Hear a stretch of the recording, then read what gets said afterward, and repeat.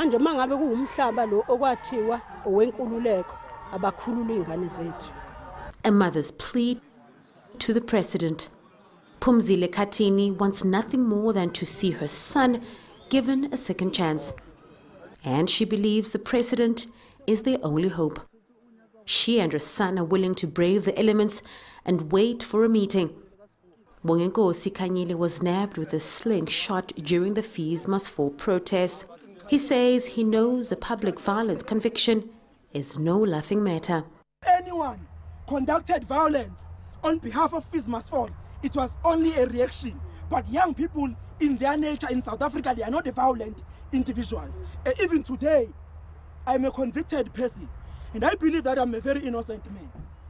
Convicted of public violence, trespassing and hijacking a bus during the Fees riots in Pretoria, this student activist is under house arrest. He too wants a clean start. The president needs to remember that in every June 16 around the country, they have a commemoration of, June 16 activists. It is a demonstration of hypocrisy and disingenuity because of you cannot incarcerate those who were inspired by those generations, and at the other hand, you celebrate that generation. The union building's locked gates are not deterring the students.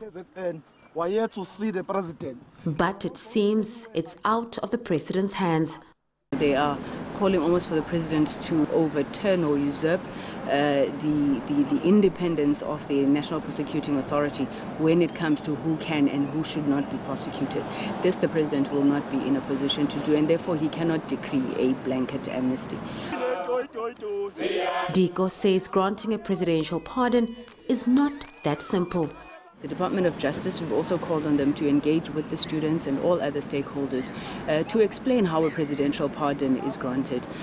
This includes, amongst others, an application to the Department of Justice where you have to set out certain, or at least respond to certain guidelines. Amongst those is that the institution or the individual against whom the offense was committed should at least not object to the president granting a presidential pardon.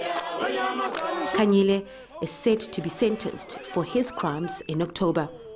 Leranzo Temba, Pretoria.